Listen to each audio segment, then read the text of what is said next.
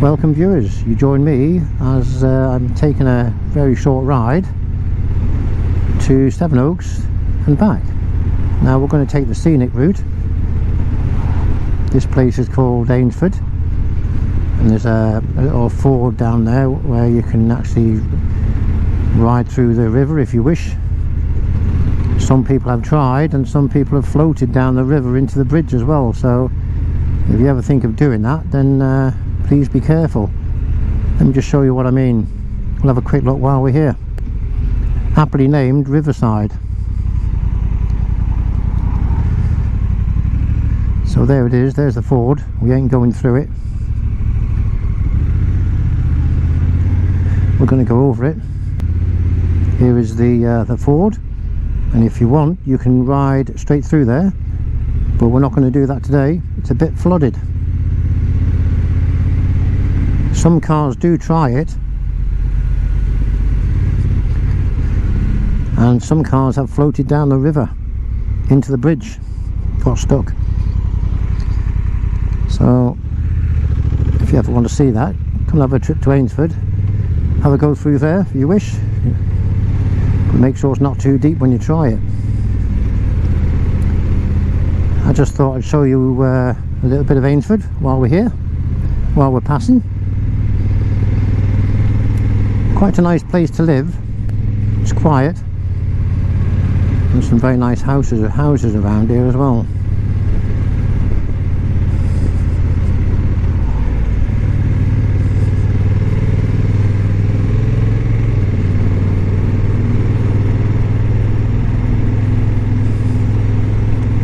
As you can see, we've got Android Auto working with us today. I'm going to demonstrate a couple of its features while I'm out and about every now and then, and one of them is navigation. It's probably what it's best for, really. So if we're riding along as we are now, and let's say for instance we're somewhere where we don't know where we are and we want to find a place, and you're in a hurry, you don't have to panic. You just press the return button, which will take you into the menu on the right hand side, and if you press the upward button you'll get a microphone, and all you have to do is ask it what you want. So let's say we want to go to Sevenoaks. Directions to Sevenoaks.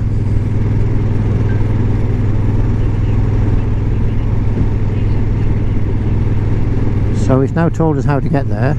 Now you use the left and right button to go down the menu to select that icon on the left here, and that's the the enter route, and that route is now programmed in. So we put the route in, and all we have to do now is follow it.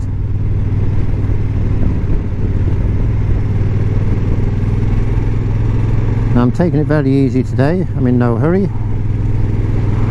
First time I've had a reasonable sort of ride out when the weather's been good. So I have had a trip up north and the weather was atrocious. I had the panniers on the back, top box on the back, and I had all my camping gear in, and I've got a little story to tell about that. I damaged the left hand pannier because I arrived at a site where I was, and I put the side stand down, and I thought to put it down. It was reasonably solid ground, but as I got off the bike, the side stand sort of gave way a little bit. It wasn't the fault of the side stand at all, it was a fault of me putting on a bit of dodgy ground. And I tried to save the bike, but it laid down, shall we say, gracefully to the floor. I arrested the fall just a little bit, but I didn't want to get stuck under the bike, so I let the last bit drop, and that had the effect of resting on the back pannier, left hand side pannier, and as it was lowering down, I could hear the crack of the plastic on the pannier breaking, and what it did, it cracked the front of the pannier, so I had to go to the local motorbike shop where I bought the bike and order a new one, and that cost me around about 480 quid, I think it cost me, plus 20 odd quid for the barrel. So best part of 500 quid on one left hand pannier. So bit of warning, be careful, don't damage your panniers, because it'll cost you around about 500 quid per one to repair. So this village we're coming into now is called Otford, and it's one of the villages in Kent, and they've got all the speed limits down to 30 mile an hour, so we will honour the 30 mile an hour limits. We're in no hurry. Let's just see what Android Auto is doing. It's telling us where to go. Now if you zoom in and out on Android Auto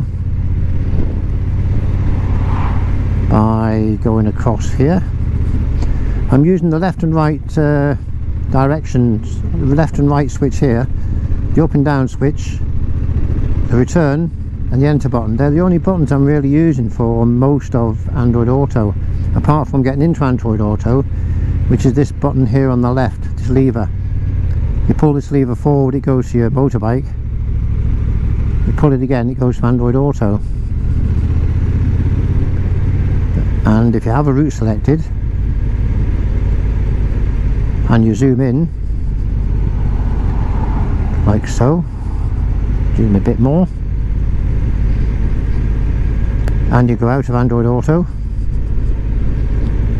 and back in Android Auto, it saves the zoom level for you. Now here we have a 20 mile an hour limit, and this roundabout here is quite nice. You have a duck pond in the middle of the roundabout. All the ducks in there, they get fed well. So now we're back up to 30.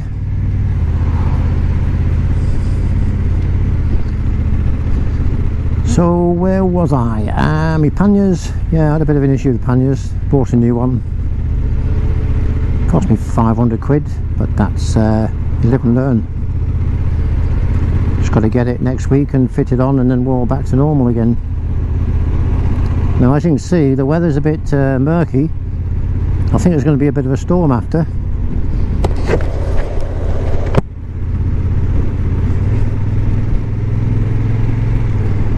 So I'm just going to put this in cruise control, 40 miles an hour for now. So we've zoomed in on Android Auto here, and I've found that the AA wireless adapter is as good as I can expect it to be, really. It works 90% of the time, and once it's connected, it's normally pretty good. I've only had probably 1 or 2 connections in the last, say, 800 miles, because I did a long journey. Did 600 miles one journey, and then a couple of 100 miles as well, and it's been reasonably good. Can't complain about it, really. And all I would say is, if you are interested in Android Auto, this one works well enough for the NT1100, and you can decide yourself whether you're willing to put up with this slight inconvenience of the initial connection, which isn't an issue if you first of all turn on the headset and then turn on the motorbike. It connects every time. It's just if you turn on the motorbike without the headset turned on, and then you turn the headset on, it's in that condition where it might take a minute to connect up, and sometimes it doesn't connect up. So going forward, I'm just going to assume that it's good enough for me. The convenience of having no wire far outweighs the inconvenience of it starting up. a little bit late or not on the first start up, and as you can see now we're riding along and it's working brilliantly. Directions to Rutham.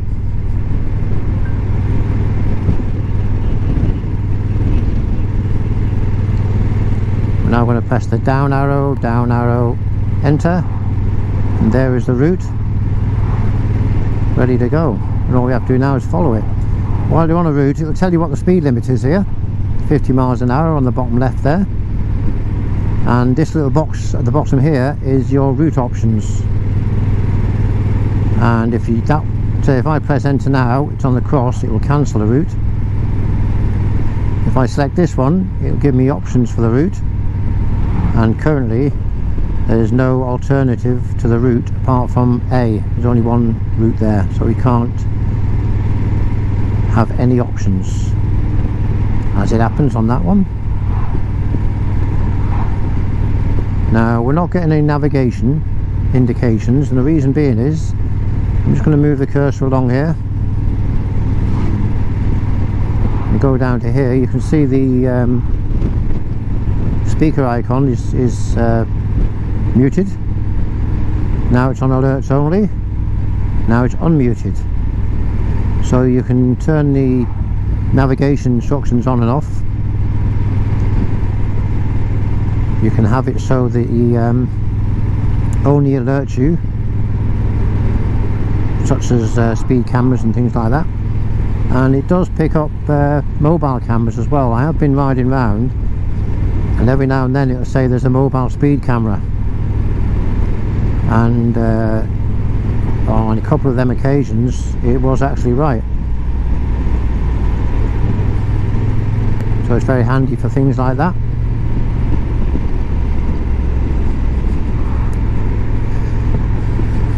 Now as you can see, this text and everything here, it realigns up the icon of your car or bike on the left hand side, so you can see it.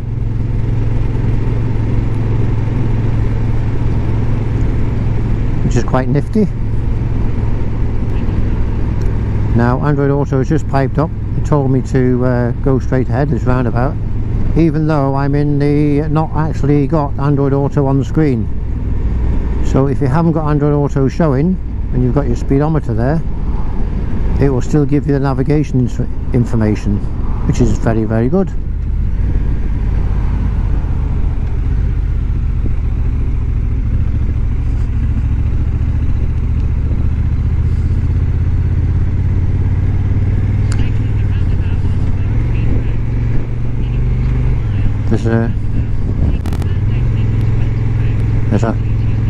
There's a lot of bikes out at the moment, and I'm just going to turn this sound off because it's annoying at the moment. Keep telling me directions, and it's going to keep telling me to change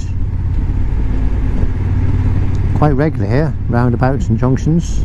So I've muted it. Now it should keep quiet for me, because I do know my way around this area.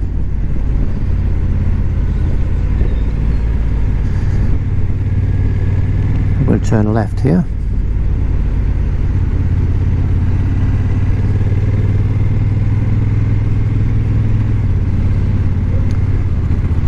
And this is called Borough Green, another little villagey sort of place in Kent.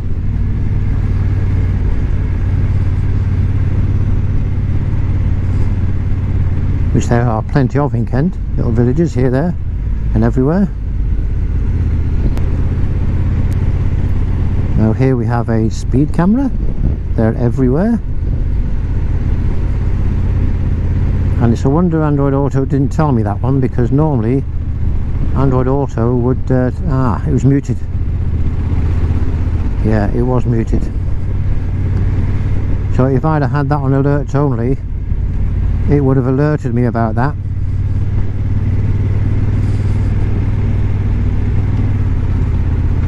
So make sure, if you want the speed cameras to be indicated, make sure you put that on alerts only.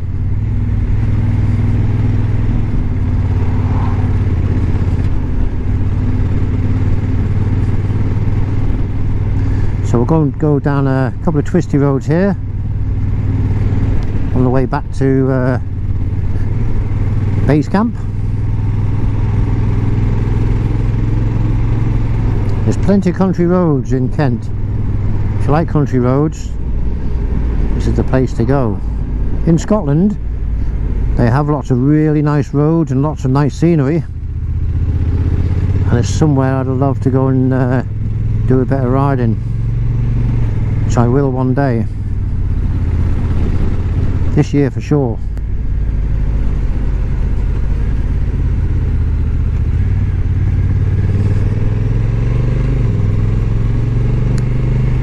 Now this is Rougham. This is where the sat nav has taken us to.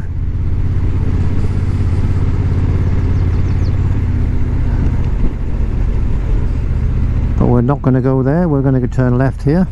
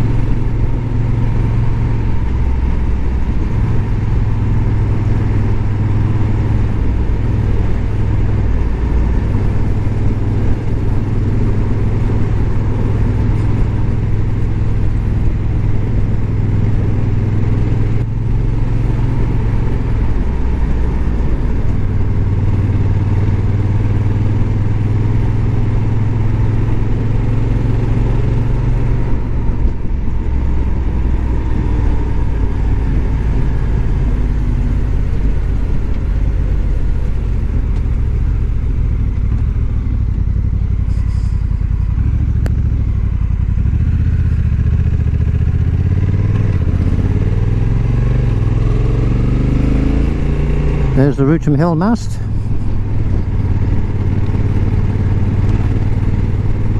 Good reference point if you're a pilot.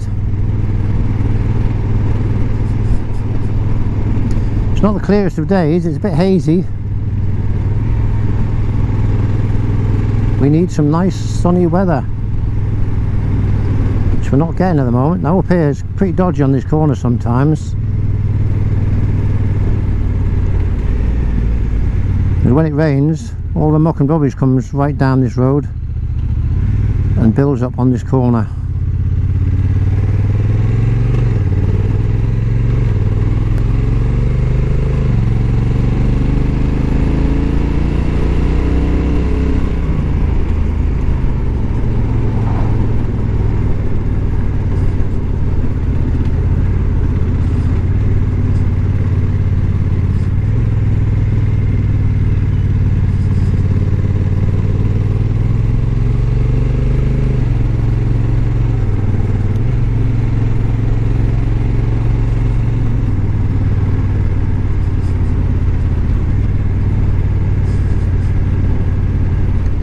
Going to pull up here for a moment.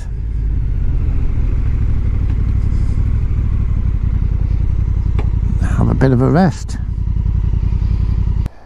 So here's a little tip for you with the NT1100. When you stop, make sure you put the handbrake on, or the rear brake should I say, and make sure that you put the side stand down and look at that indicator there to say it's down, and check before you tip the bike on its side. And I have a good reason for that. I have no panniers on the back at the moment because I was on a day out this week, and I thought I'd put the side stand down and it wasn't fully down. I had the panniers on here, this was fully loaded, panniers were fully loaded,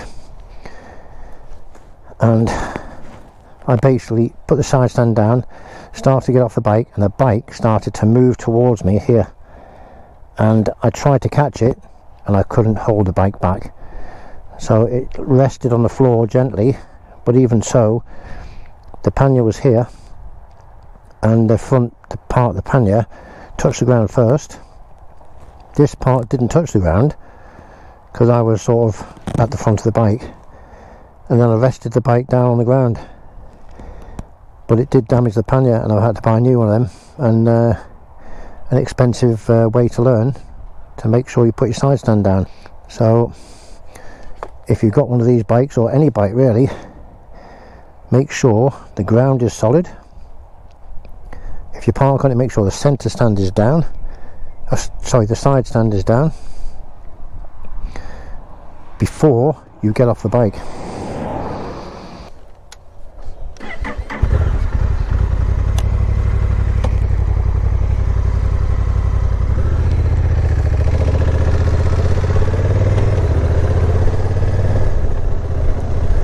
So here we've just started up, and we've gone on route straight away without waiting for anything to screens to start up or anything. Let's see how Android Auto starts up.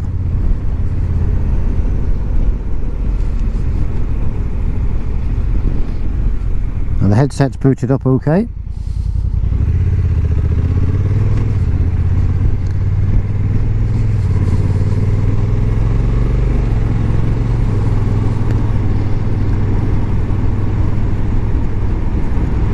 So here you have the map mode. It's not as good as the full satellite version.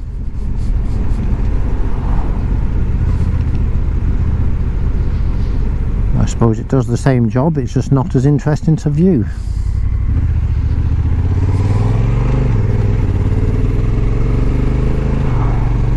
But the zoom should work the same.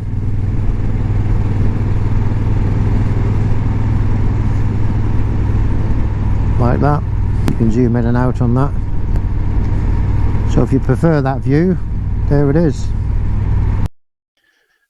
Shortly after this, my battery died, so I've had to close this video early. Thank you very much for watching, and I hope to see you in the next one.